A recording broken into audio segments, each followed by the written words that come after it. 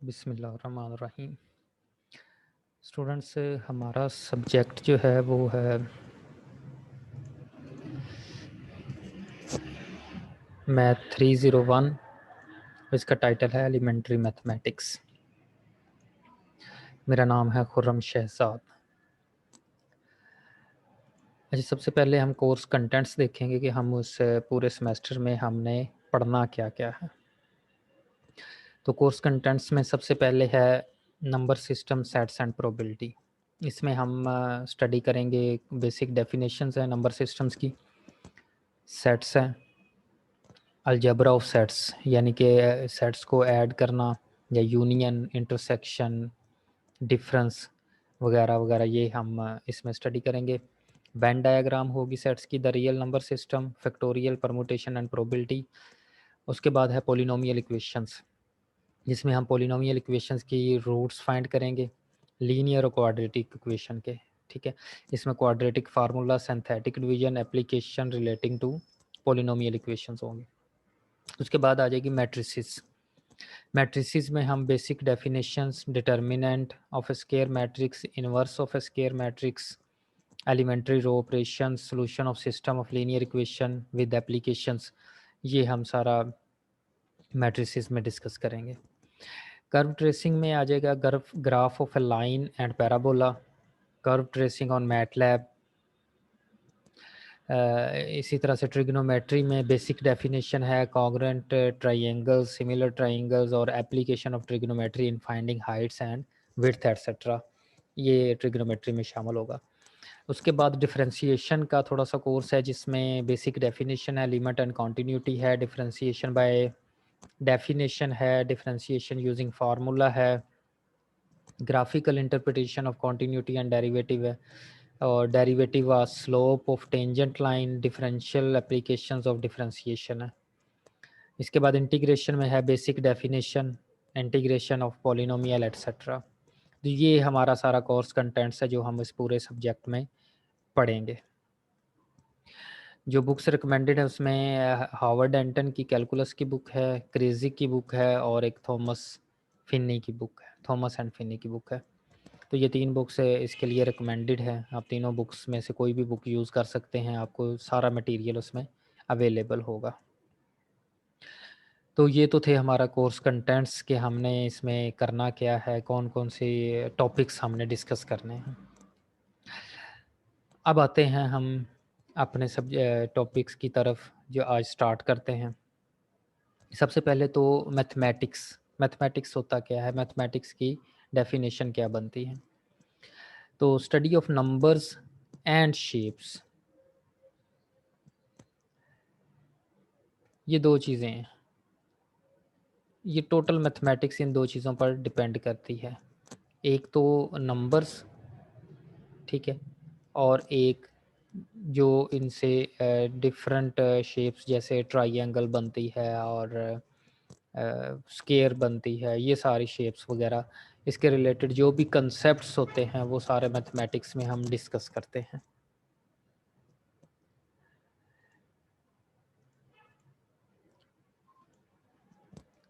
ये फिगर इसको डिस्क्राइब कर रही है, नंबर्स और फिगर्स और शेप्स वगैरह, ये सारी चीज़ें मैथमेटिक्स में आती हैं। अब देखते हैं जी सेट क्या होता है। तो सेट को अगर आप देखें तो सेट में 3 चीज़ें आपको नज़र आएंगी जो देखनी है। एक तो कलेक्शन होगी, फिर वेल डिफाइंड, और तीसरे नंबर पर डिस्टिंक्ट। ठीक है, यानी कि collection of well defined and distinct objects separated by commas and enclosed by curly braces is an explanation of a set। तो सेट किसे कहते हैं कि कलेक्शन हो किस चीज़ की, वेल डिफाइंड चीज़ों की और डिस्टिंक्ट चीज़ों की। ठीक है, उसको हम सेट बोलते हैं। फॉर एग्जांपल ये लिखा हुआ है 1 2 7 -2 0 5, ये एक सेट है। अभी ये देखें कि इसको हर ऑब्जेक्ट को या हर नंबर को कॉमास के ज़रिए सेपरेट किया हुआ है। ये भी कॉमा लगाया हुआ है, ये भी कॉमा, कॉमास के ज़रिए, और कर्ली ब्रेसिस, इसको कर्ली ब्रेसिस बोलते हैं, ये जो ऐसे जो लगी हुई। तो ये कर्ली ब्रेसिस है, तो कर्ली ब्रेसिस के ज़रिए इसको इनक्लोज किया जाता है और कॉमास के ज़रिए हर ऑब्जेक्ट को सेपरेट किया जाता है। इसको हम सेट बोलते हैं। अच्छा, सेट की अगर हम एग्ज़ाम्पल्स देखें तो हम रोज़मर्रा ज़िंदगी में हम अपने घरों में सेट्स यूज़ करते हैं। जिस तरह से हो जाता है वाटर सेट हो जाता है, डिनर सेट हो जाता है, टेबल सेट है, सोफ़ा सेट है, तो वो सारे भी इसी सेट की ही डेफ़िनेशन में आते हैं। मिसाल के तौर पर अगर हमारे पास एक डिनर सेट है या 2 डिनर सेट हैं, अब हमें कैसे पता चलेगा? हम कैसे ये देख सकते हैं कि क्या ये वेल डिफाइंड और डिस्टिंक्ट हैं या नहीं है?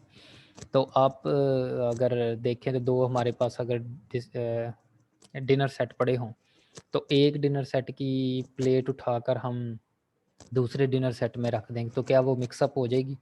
वो कभी भी नहीं होगी, वो आसानी से पता चल जाएगा कि ये जो प्लेट है, ये तो इस डिनर सेट की है ही नहीं, ये तो दूसरे वाले की है। तो इसी तरह से अगर आप टी सेट लें तो कप और जो टी पॉट होता है वो एक जैसे नहीं होते, उसमें कुछ ना कुछ तो फ़र्क होता है, कलर का, उसके डिज़ाइन का कुछ ना कुछ तो फ़र्क होता है। वो एक दूसरे में 2 अगर टी सेट्स हैं अलग-अलग तो वो एक दूसरे में मिक्स अप तो कभी भी नहीं होंगे। तो इसलिए वो वेल डिफाइंड है। वेल डिफाइंड का मतलब है कि वो एक दूसरे में वो चीज़ें मिक्स अप ना हों।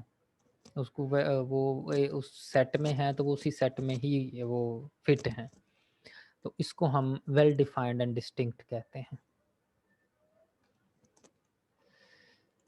तो सेट का नाम जो है वो हमेशा कैपिटल अल्फ़ाबेट्स में लिखते हैं। जैसे ये अगर हमने ये सेट की एक एग्ज़ाम्पल ली है तो इसका नाम जो अगर लिखना होगा तो वो हम कैपिटल ए में लिखेंगे या कैपिटल बी, सी, डी, ई, एफ, इस तरह से कोई भी हम कैपिटल लेटर लिख सकते हैं सेट का नाम। और अगर यहाँ पर इसके जो ये मेंबर्स, इनको मेंबर्स बोलते हैं या ऑब्जेक्ट्स बोलते हैं या एलिमेंट्स बोलते हैं, ठीक है? ये मेंबर्स भी हैं, ऑब्जेक्ट्स भी हैं और एलिमेंट्स भी हैं, कुछ भी कह सकते हैं। अगर ये हमने लिखने होंगे तो ये हम स्मॉल अल्फ़ाबेट्स में लिखेंगे, ठीक है? ये देखें जी, ए, बी, सी, डी अगर लिखना होगा तो फिर हम स्मॉल अल्फ़ाबेट्स में लिखेंगे। कैपिटल बी से इसको डिनोट करेंगे, ये इसका सेट का नाम रखेंगे और सेट जो है वो स्मॉल ABC होगा।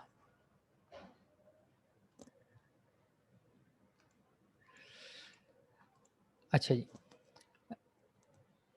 कोई भी सेट ABC हमने लिखा है, इसको हम BAC भी लिख सकते हैं और इसको हम CBA भी लिख सकते हैं। यानी कि सेट में जो ऑर्डर ऑफ द एलिमेंट्स हैं वो मैटर नहीं करते, ये इक्वल ही होंगे।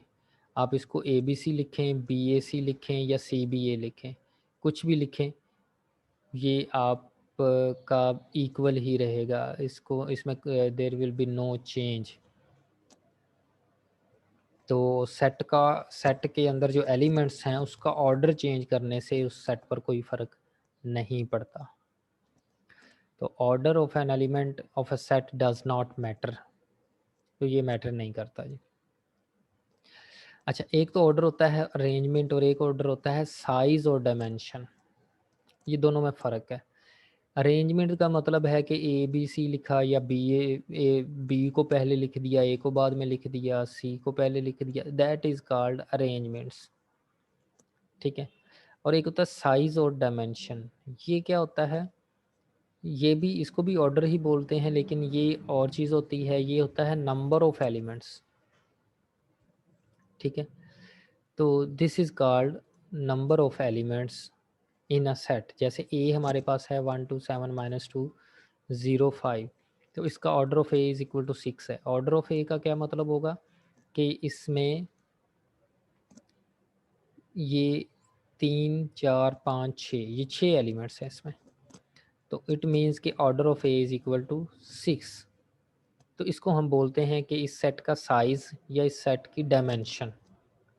कि साइज इसका क्या है जी, इसका साइज 6 है। जितने भी एलिमेंट्स होंगे, number of elements in a set is called order of a set. Number of elements in a set is called order of the set. अब देखिए जी, सेट को लिखने के क्या तरीके हैं। हम सेट को 3 तरीकों से लिख सकते हैं। There are 3 ways to write a set. अब कौन कौन से हैं, लेट्स सी। एक तो हम इस तरह से लिख सकते हैं, ए सेट है 1 2 3 4 5 लिख दिया, ठीक है। एक हम इस तरह से लिख सकते हैं कि set of first 5 natural numbers, ये भी सेट है।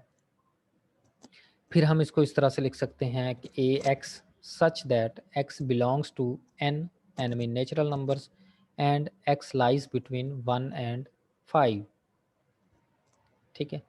तो ये जो पहला मेथड है इसको हम कहते हैं टेबुलर फॉर्म। ये तरीका लिखने का, इसको हम कहेंगे टेबुलर फॉर्म।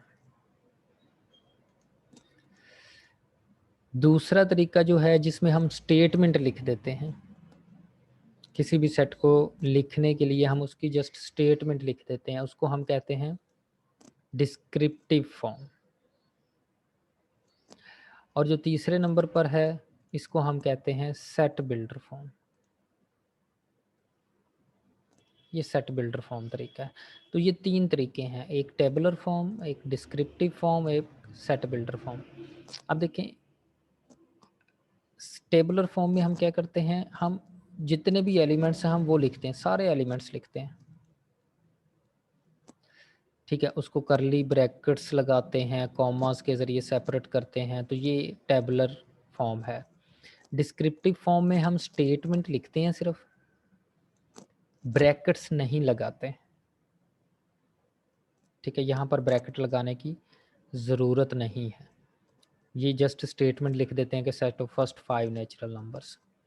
इसी तरह से सेट बिल्डर फॉर्म है। सेट बिल्डर फॉर्म हम सिंबल्स के ज़रिए लिखते हैं, ये सिंबल्स हैं, मैथमेटिकल सिंबल जिसे कहते हैं। इसका क्या मतलब है, x such that x belongs to N, यानी कि एक्स कोई भी एक एलिमेंट है। अब वो कौन सा एलिमेंट है, वो नेचुरल नंबर से बिलोंग करता है, और कहाँ से कहाँ तक, 1 से लेकर 5 तक। तो 1 से 5 तक, यानी कि एक ही सेट को मैंने 3 तरह से लिख दिया। एक वो पूरे के पूरे एलिमेंट्स लिख दिए, एक उसकी स्टेटमेंट के तौर पर लिख दिया, और एक सिंबल्स के ज़रिए लिख दिया। तो इसको हम कहते हैं ये tabular form, descriptive form and set builder form. ये 3 तरीकों से हम सेट को लिख सकते हैं।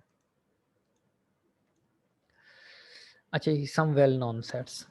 अब जैसे ये मैंने कहा कि ये नेचुरल नंबर का सेट है, तो ये कुछ ऐसे सेट्स हैं जो वेल नोन हैं, जिनका सबको पता है, और उनको उनके नाम भी वही रहने हैं, सेम के सेम।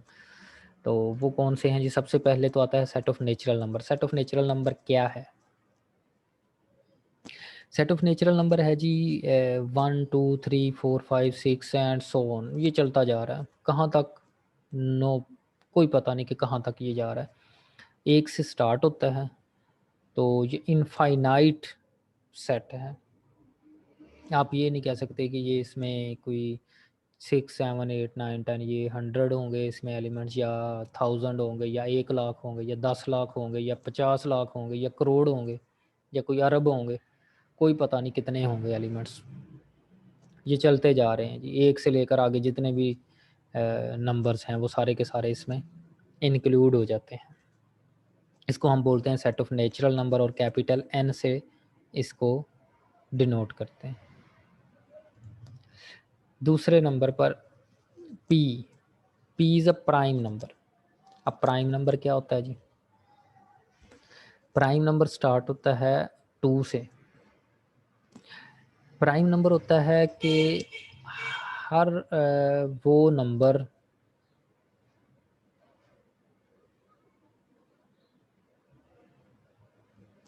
जो अपने आप और 1 के अलावा किसी पर डिवाइड ना हो,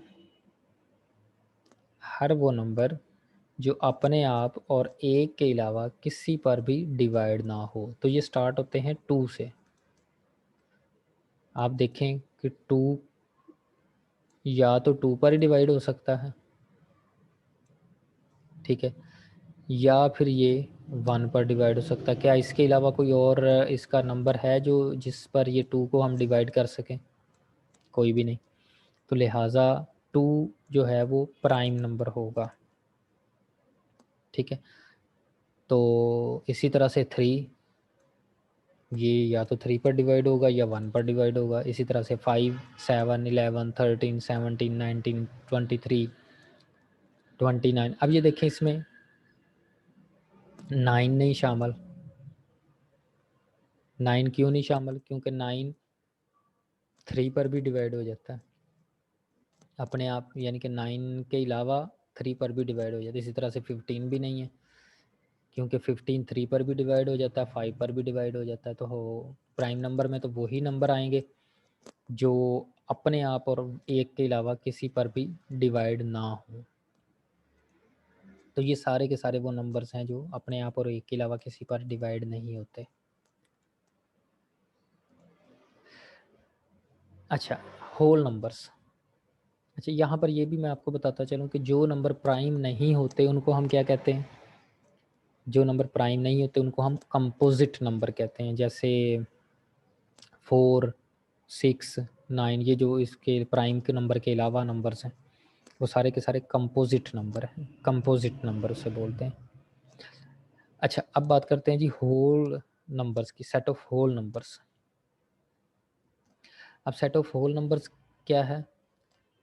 ये 0 से स्टार्ट होते हैं, 1, 2, 3, 4, 5, 6 and up to so on. अब नेचुरल नंबर और होल नंबर्स में फ़र्क सिर्फ 0 का है। नेचुरल नंबर 1 से स्टार्ट होते हैं और होल नंबर 0 से स्टार्ट होते हैं। ये 0 इसमें ऐड हो जाता है। अगर नेचुरल नंबर में हम 0 ऐड कर दें तो ये होल नंबर्स बन जाते हैं, तो इसको हम सेट ऑफ होल नंबर्स बोलते हैं। नेक्स्ट है जी इंटीजर्स। अब देखें ये सारे के सारे होल नंबर्स, ये सारे के सारे होल नंबर्स इधर लिख लें और साथ में इनके नेगेटिव भी शामिल कर लें। इसको हम इंटीजर्स बोलते हैं, यानी कि जिसमें सारे के सारे होल नंबर्स आ जाते हैं, नेचुरल नंबर्स आ जाते हैं और साथ में इनके नेगेटिव वैल्यूज़ भी आ जाती है। -1, -2, -3, -4, -5, ये सारे नंबर्स। तो इसको हम सेट ऑफ इंटीजर्स बोलते हैं। ठीक है, और इसको Z से डिनोट किया जाता है।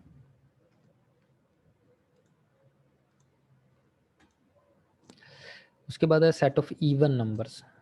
अब इवन नंबर्स में 0, 2, 4, 6 and up to so on, और -2, -4, -6 and up to so on, ये सारे के सारे इवन नंबर्स हैं। अब इवन नंबर होता क्या है?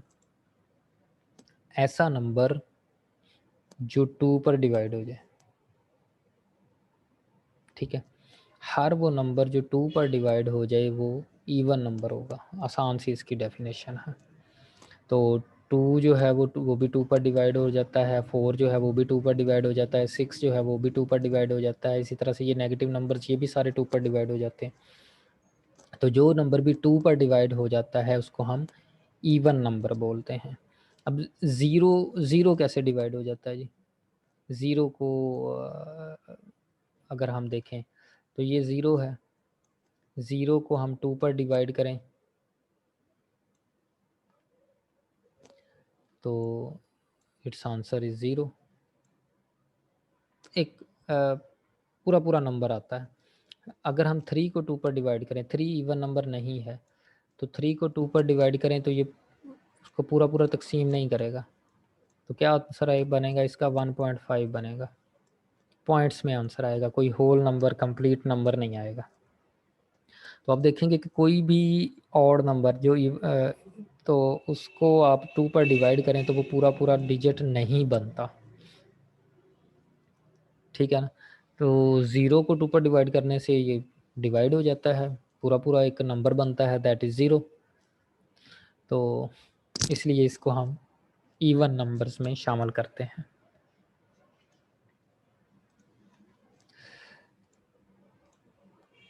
अच्छा, इसके बाद ओड नंबर्स। तो ओड नंबर्स जो इवन नंबर नहीं है, यानी कि हर वो नंबर जो 2 पर डिवाइड नहीं होता उसको हम ऑड नंबर्स बोलते हैं। तो वो हैं 1, 3, 5, 7, 9 और इसी तरह से उसके नेगेटिव नंबर्स भी। अच्छा, ये अब बात करते हैं सेट ऑफ रेशनल नंबर्स की। सेट ऑफ रेशनल नंबर क्या है? Rational numbers a number that can be written in the form of p over q।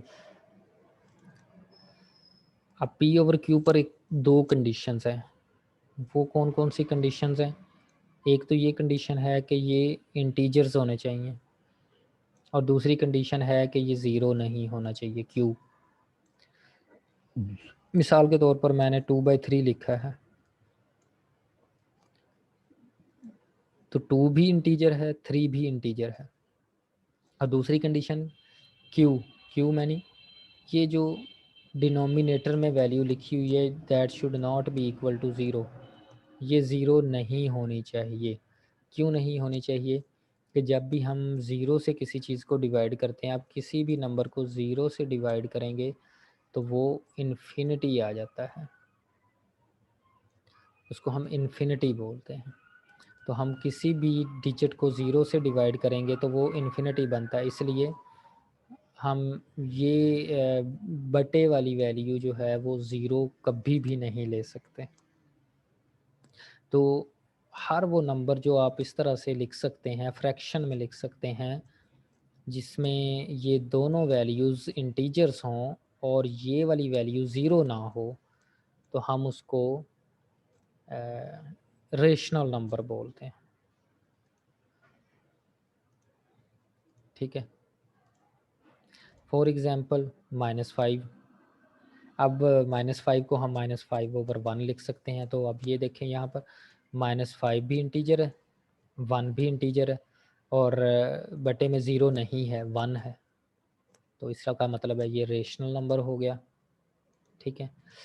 इसी तरह से 2.507 है, तो हम इसको लिख सकते हैं, अगर हम यहाँ पर पॉइंट इसका ख़त्म करें, ये वाला डेसिमल पॉइंट, तो हम क्या करते हैं, डेसिमल पॉइंट की जगह पर ये 1 लगा देते हैं। ठीक है। तो बाकी जितने भी डिजिट्स हैं उनकी जगह पर हम उतनी ज़ीरो लगा देते हैं। 3 डिजिट्स हैं तो 3 ज़ीरो लगा देते हैं। ठीक है। तो ये हमारे पास बन जाता है 2507/1000। तो हमने इसको फ्रैक्शन में लिख दिया, तो ये फ्रैक्शन में लिखा गया, इसलिए ये रेशनल नंबर हो गया।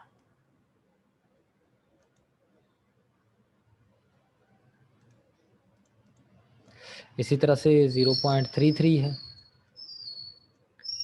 इसको हम 1/3 लिख सकते हैं। अब 1/3 को 1/3 को डिवाइड करें तो 0.333 and up to so on, ये एक डिजिट बनता है। तो इसको हम 1/3 लिख लिया, फ्रैक्शन में लिख लिया, तो लिहाजा ये रेशनल नंबर हो गया। तो इसको भी हम रेशनल नंबर बोलेंगे। इसी तरह से 0.222 and up to so on 2/9 है, तो ये भी रेशनल नंबर हो गया। 0.252525 एंड सो ऑन, इसको हम लिख सकते हैं 25/99, तो ये भी रेशनल नंबर हो गया। इसी तरह से 2.333 and up to so on, ये भी रेशनल नंबर हो गया। ठीक है। तो एक ये नंबर लिखा है 0.123456 1234567 1234567, तो ये भी रेशनल नंबर हो गया। तो ये रेशनल नंबर की डिफरेंट एग्जाम्पल्स थी। ठीक है।